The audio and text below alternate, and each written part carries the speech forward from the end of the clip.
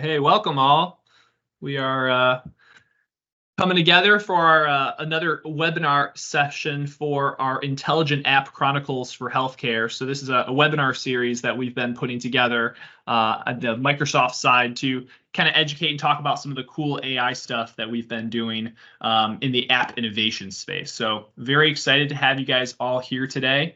We'll wait just another minute or so for people to kind of file in before we kind of jump right into the session, but excited to have everybody here today. While we're waiting even for a minute, one of the things we do is we'll, be encouraging people to ask questions. You can go ahead and put in the chat, where you're coming from, what company you're working for, anything that you want to just engage with the rest of the crowd. That's going to be heavily encouraged. If you have questions, we'll be using that throughout the session.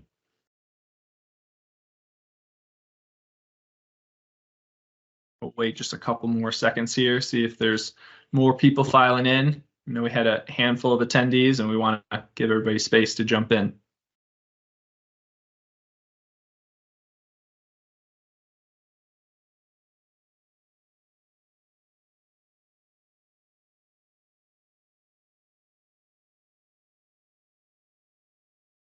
Kelly from Minneapolis, Boise, Idaho, Stephen, very cool. People coming from all over. All right, well, I think people will still keep coming in here. Feel free to keep interacting in the chat, letting us know where you're coming from, what company you're working for. We'll kind of jump into the content here, and we'll have some time at the end if there's additional questions. Again, welcome everybody. For those of you who are just now joining, again, this is our webinar series that we're putting on for app innovation, talking about AI in healthcare and how you can have your applications be intelligent and just help you be more effective and productive within your organization. So we have had one webinar series today, so far in our webinars, but today we are going to be going over the Copilot Stack overview with our fantastic Matt Anderson. How can you bring AI into your existing applications?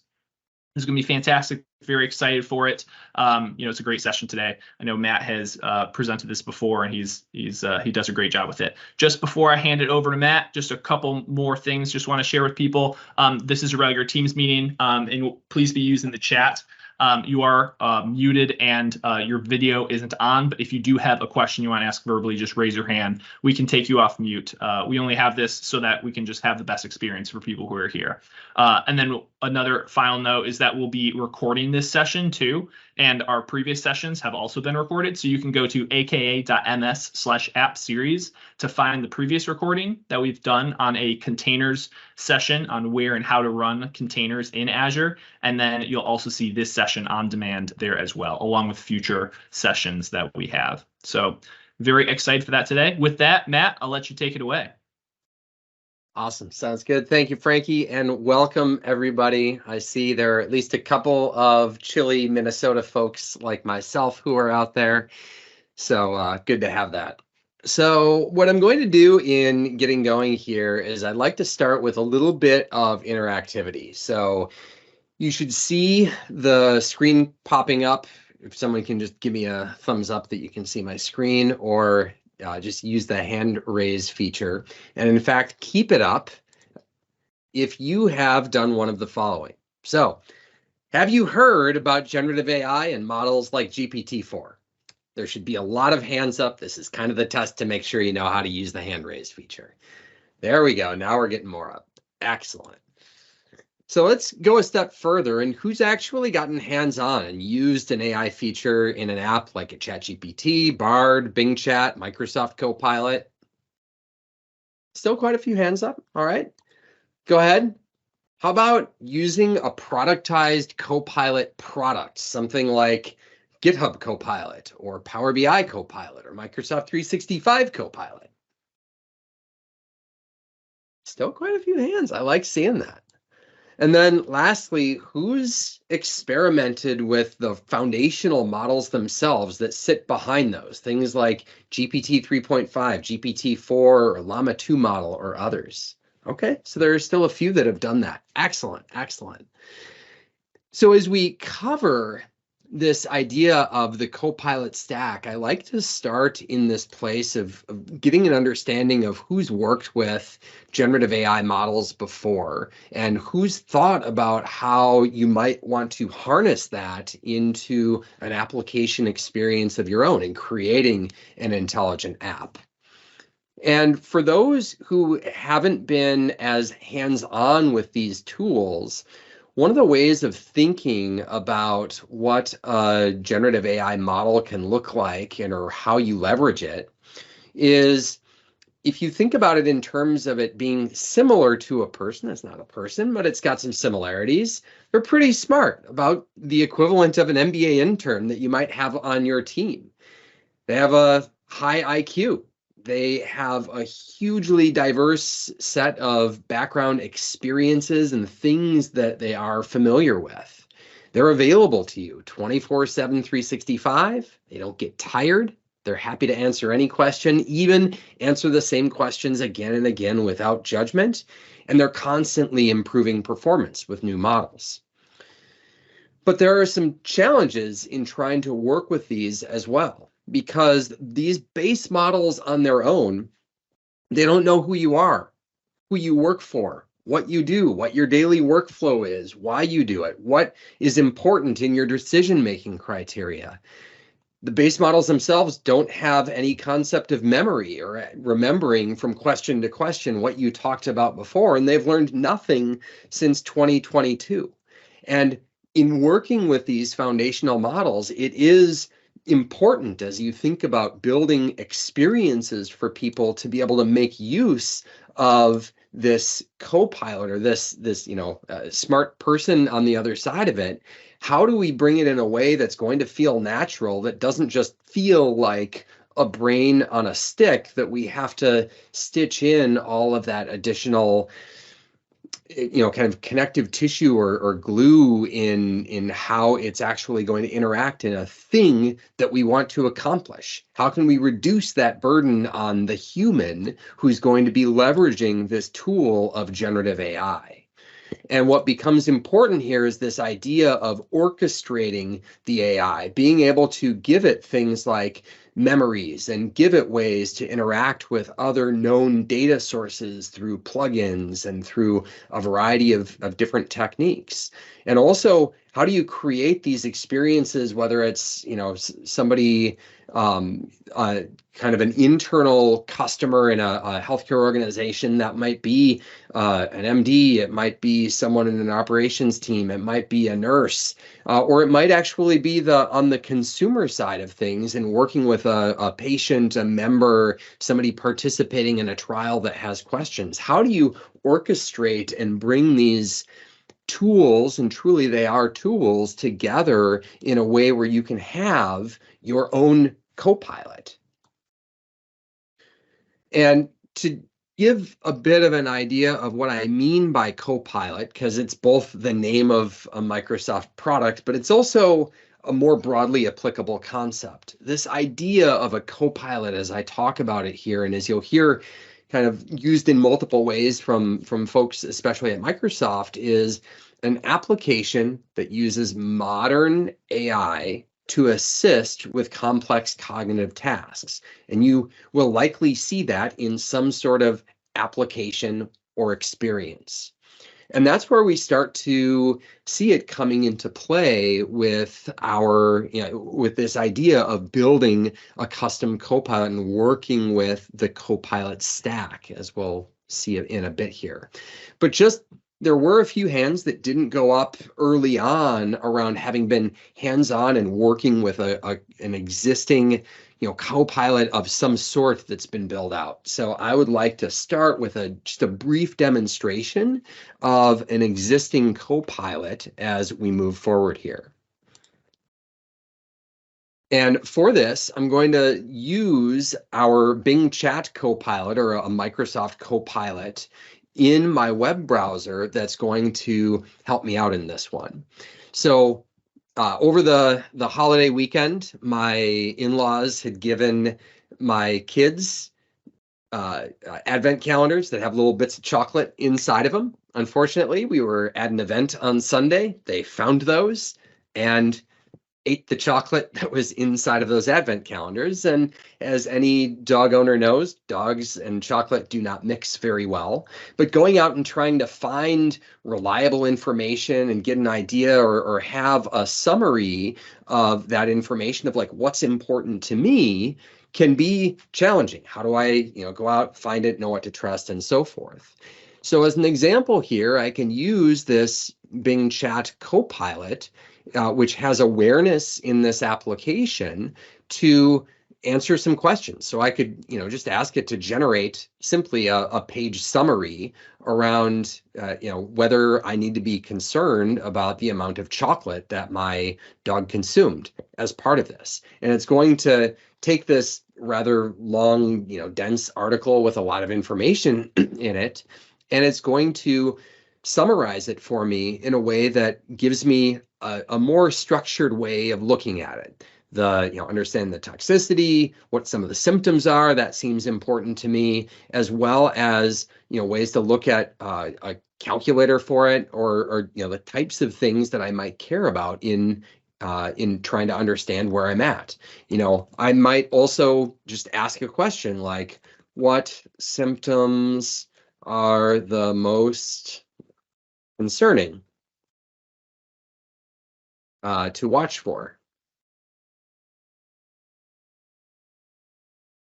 And here it's using that context of the information here, but also more detail from other sources on the web to give an understanding or a more complete picture in what I'm looking at. Now, these are all design decisions that can be that can come into using the Copilot Stack, or how you may choose to use a Copilot. Do you want it to be focused on a specific set of information and nothing else? Do you want to look out to a wider source, like a knowledge base that you have, or out to the wider public internet as part of the ways that you might bring in answers to those questions?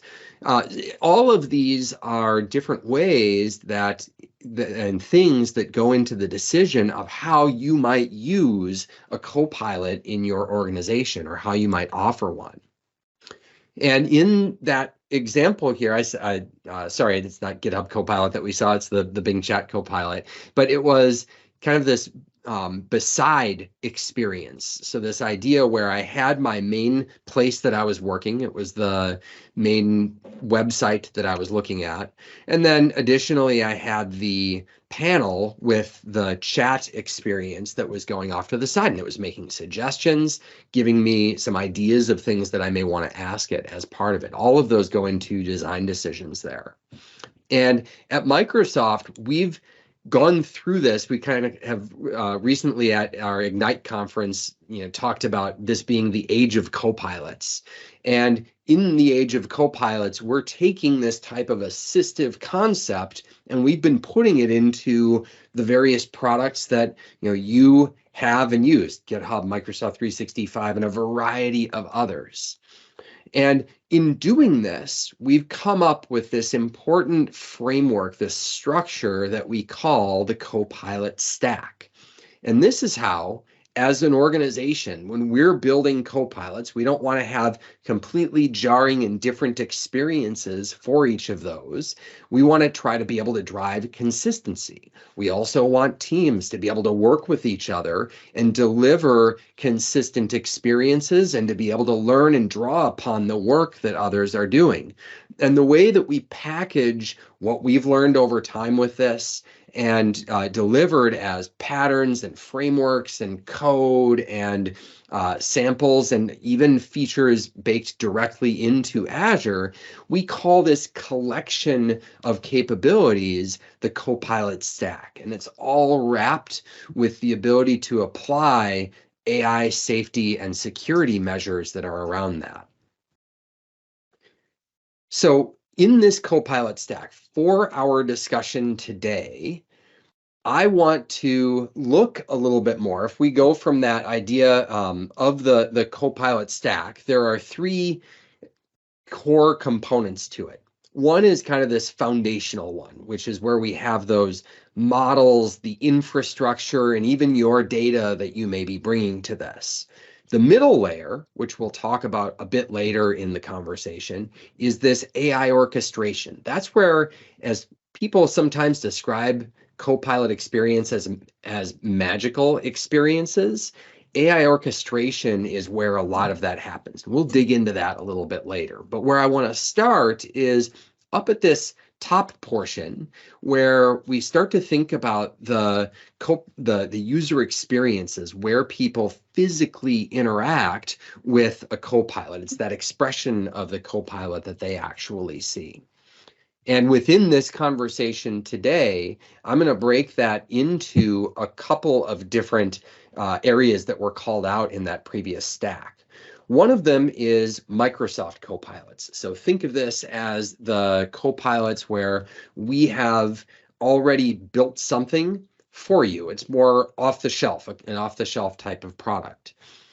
There's this other concept of your copilots, or how you build and deliver this into your applications. And that tends much more toward the custom side of things. And you think of this as the traditional build versus buy as you're working with these.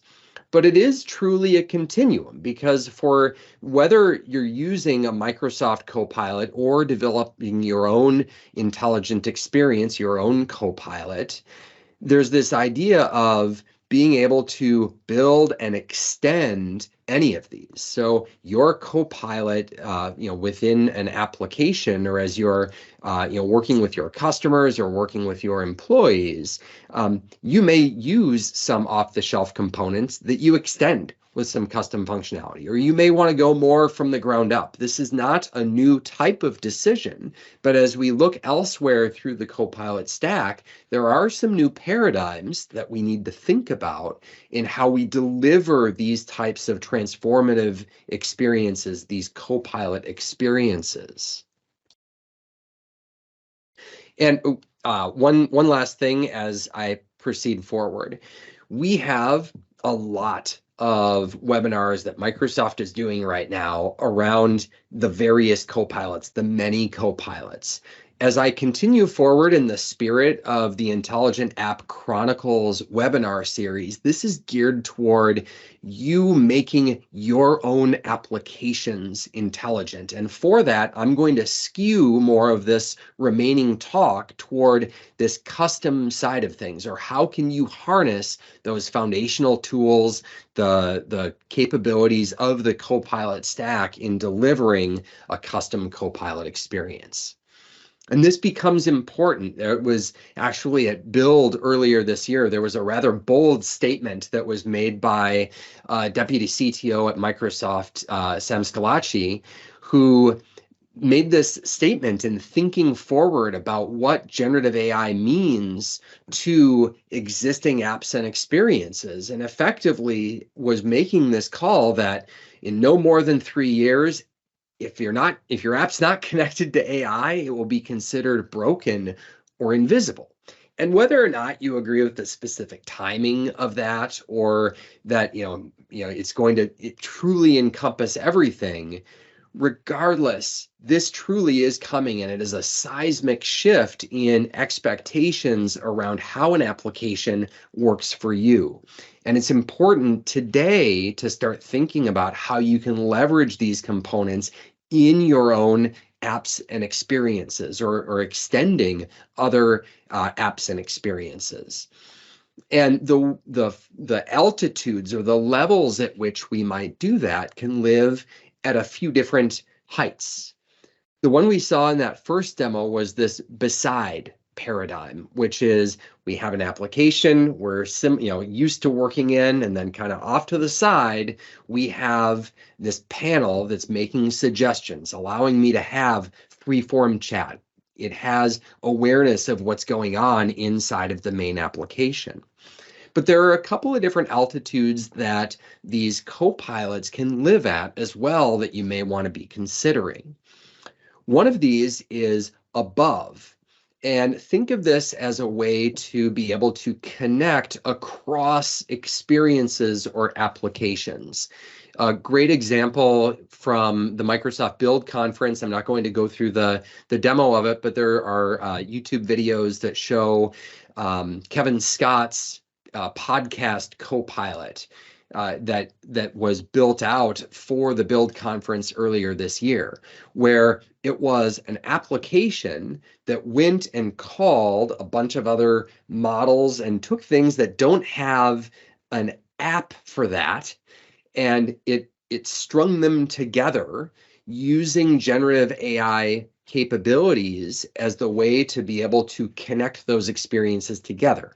It was taking the example of the podcast, using large language models to identify who the various speakers were, who the primary guest was, to generate the blurb that was going to be used on social media, using an image model to be able to create the image that was going to be used on social media. But then, in the spirit of a Copilot, having that be presented back up to Kevin, in this case, in giving the human the final touch on that, because it is a Copilot, that assistive technology, and not an autopilot. We have plenty of autopilot capabilities, and you can choose where that level of automation comes in. But here we're focused on that Copilot type of functionality, and that's an example of it living above. Beside, we saw in our previous demo example, that's consistent for things like GitHub Copilot, as well as a number of other chats. In fact, for those of you who responded previously that you've used things like ChatGPT before, sometimes people will put that in one window and kind of swivel chair back and forth between a ChatGPT and their application, or a Bing Chat Enterprise if they want to do that securely, and their application, kind of making that human be the orchestration between. Again, we'll talk about orchestration in a few minutes here. But then that last altitude that we have is inside of an application. And this is a place where you can start thinking strategically about your app portfolio and some of those particularly challenging tasks that people do in them, and how could we start to leverage generative AI models to be able to help with those things. And for this, I'm going to pivot into another demonstration where we've done just this. So in this example, we're going to have a custom Copilot that we're building. It's going to be an old app, but we're going to add a new Copilot, or we've already added a new Copilot into that app. And I will pop over here just to do a bit of a quick look at kind of what we're going to see here. So the demo that we're going to see is an online store. It's going to be a health supplies store, is what we're going to what we're going to see as we look at it. There's the customer side of things, where we have the storefront, and it interacts with a variety of different services to be able to manage and place orders for a variety of products.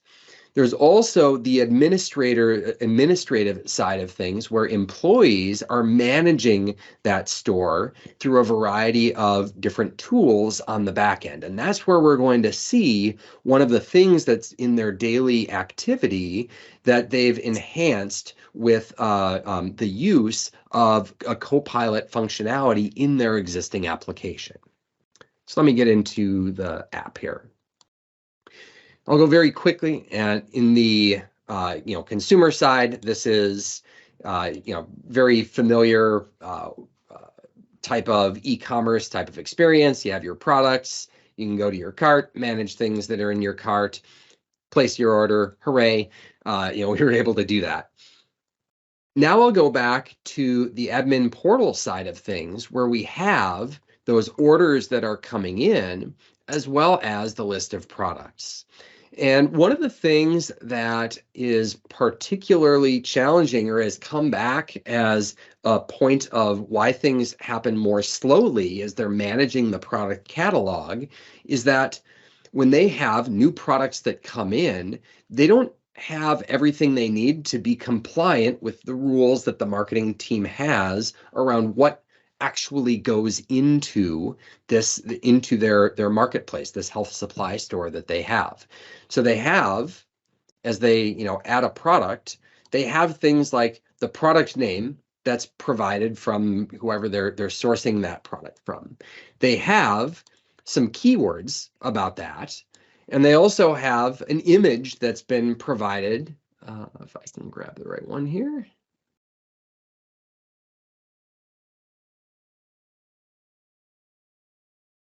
I think that's the right one. Hope I got it. Yep, there it is, yoga block. So we have our yoga block, and let me set it for $29.99. But we have this description field. And for the team that's managing this, they have literally a checklist of things that they have to go through in building out an appropriate description that's going to look right on the product page, that's going to match the brand standards that they have, the type of voice that it's going to use in having effective sales copy.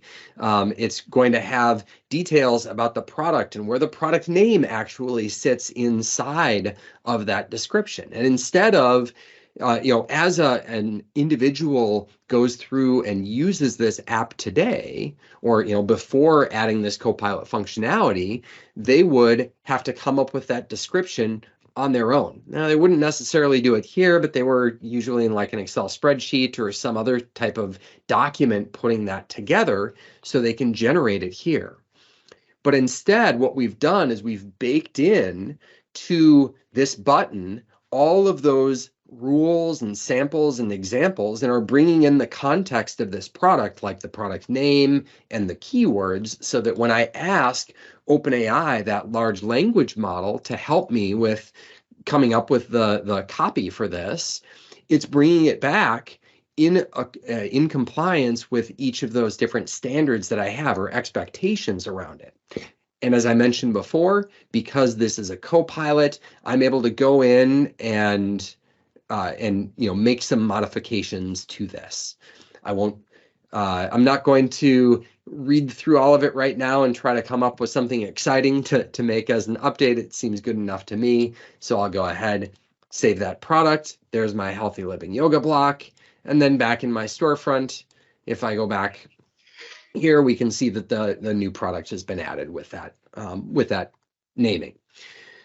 So there's the core concept of it. If we've taken this, kind of micro activity inside of an existing application that we have, and in fact, that existing application has, a variety of different, languages and services that sit behind that. It is, there's a lot potentially going on here, but we're able to identify that need where a large language model could help in generating some of those things and effectively add in that additional capability here. Go back over here. So we did our focus on kind of the top portion of this, and saw an existing Microsoft Copilot example. We saw an example that's more on the Your Copilot type of example. Let's dig a little bit deeper into this orchestration section. And as you kind of expand that out, there are a few key capabilities or concepts that live within that AI orchestration, and then the tools that are physically associated with those. So this idea, when you're going through the orchestration, there are things that you want to do, like prompt and response filtering, doing those things like basic safety checks to make sure people aren't trying to misuse or abuse the large language model type of capabilities that you're putting out there. Filtering for specific types of questionable content, things that you want to keep out of it, and you can leverage fundamental tooling that we have to be able to help with that type of filtering. There's this idea of meta prompting, which is adding some additional context that's going to be the same for each call out to a large language model. but it's not going to be specific to the specific to any individual time that it's called. So back in the last demo that we just saw, part of that meta prompt is the rules that we saw that I was talking about from the marketing team and what that copy or that text needs to physically look like. Grounding is this idea of being able to bring in context to the prompt that goes to your large language models that will be able to provide more specific context in which you want it to respond from. So the example of grounding in that last demo that we saw was the use of the tags that we had as well as the product name. Those are included as part of the prompt in the way that it's templated out so that as we get something back, it's going to be relevant. It's not just any old product that's out there. It's the healthy living yoga block with these particular characteristics about it that are used in that grounding to generate an appropriate response.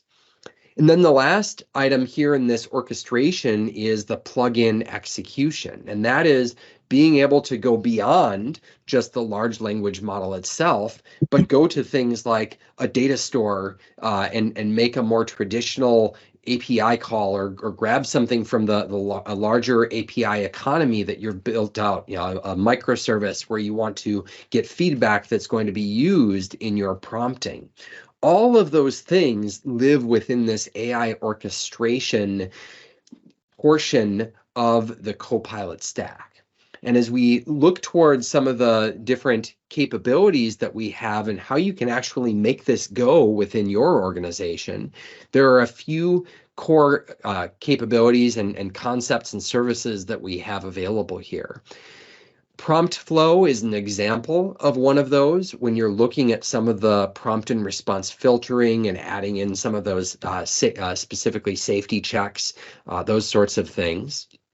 And then another one in this, integration and orchestration space is the use of semantic kernel. So semantic kernel is an open source project that's sponsored by Microsoft, but lives completely in open source. The entire kind of roadmap for where semantic kernel is going is very much out in the public. And the semantic kernel is a software development kit, as well as a collection of various samples on how you can do this type of orchestration. And one of the primary patterns that we follow in that orchestration is this idea of retrieval augmented generation, or RAG, R-A-G, retrieval augmented generation. And semantic kernel is a tool to be able to help with that retrieval augmented generation.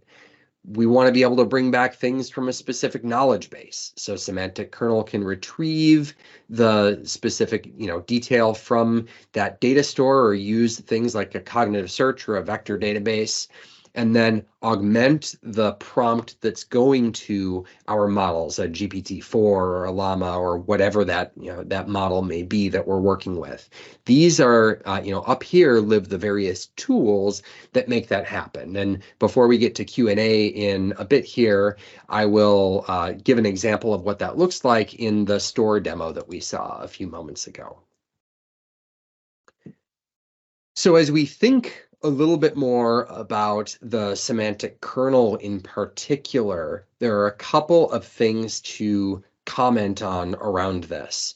Is that it helps, if we think back to that smart, the MBA intern that we saw at the beginning, semantic kernel is one of those ways to be able to add in that orchestration without having to directly hard code all of that logic into your apps. You can truly use your application as the jumping off point, but you don't have to figure out, what are the ways to be able to appropriately call a model or structure what prompt templates might look like, or if we need to chain things together, how would we do something like that? Or if we want to add memory or the concept of one interaction to the next and what has just been done to that.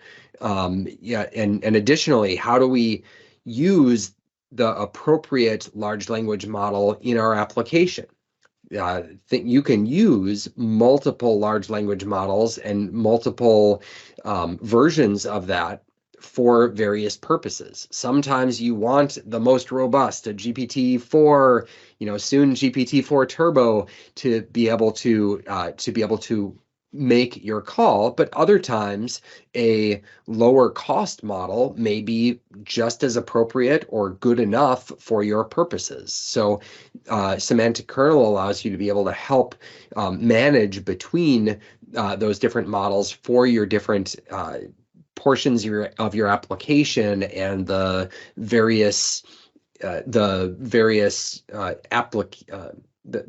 various places where you insert that into your application. And it truly is, semantic kernel is something that to an end user lives completely transparently to them. They're not thinking about semantic kernel or the specific models that are being used or how it's being orchestrated, but it becomes important as you're thinking about this to consider the end user experience and how you can leverage tools like semantic kernel to make it more relevant. And for that, the example I'll give is this idea of the plugin. And an example here is in Microsoft Copilots, one of the key capabilities of those is it knows who you are as like a logged in Microsoft user. It uses the Microsoft Graph to know who you're meeting with and what types of documents you're working on and who you collaborate with on your team. And all of those things become potentially relevant in a response that's generated or an experience that's served up to you. As you're building your own Copilot or making use of the Copilot stack, something like that may be relevant, in using like the Microsoft Graph, but you may have other sources. Maybe you have, preferences or things that live in another system, an HR application, or maybe if it's consumer facing, perhaps, member services, and a specific, you want to be able to call out to get information about a plan a specific plan that they have and details about it. So plugins become very powerful in that way in how you personalize that end user experience. So as I have covered here, this is a kind of a jumping off point. We're in fact in a month, as we'll get into here in a bit. Next month there will be a deeper dive on some of the how of using like a semantic kernel and a larger example on this. But there are a variety of different resources that are available today for you to explore at some of these different depths in as you start considering the way that you want to start bringing these AI experiences into your application. So last thing before I hop into Q&A is I'm going to flip back over. Oh, looks like my code space stopped, so I'll give that a moment to just flip back on for me. Just as a sidebar, using GitHub code spaces, I'm a huge fan of, from a development perspective, being able to manage my various development environments using code spaces, keep some context. It's a fantastic way to go. So while I was letting it load back up here, because it just went to sleep to save on cost and save on compute for that. Shameless plug for code spaces if you're not looking at that already. As we look through this, again, we saw kind of the store admin side of things, and there was the admin where we were adding in a product. And if we dig into that a little bit, here we have our page that where I was physically adding that product in, like my end user experience, but then it's also making the call out to be able to generate the product description.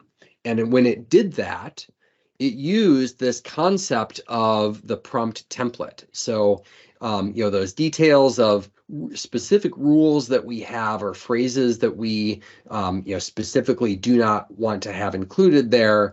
We're using an example, an approach where we're using some examples of existing, what does a good product description look like? And all of this lives kind of behind the scenes to the application. It's not directly baked into my application code, but it's this idea of being able to bring together that prompt through a template so that when I want to be able to leverage the large language model, all of that existing context is brought in to be able to help give an example of what a good description is going to look like for that.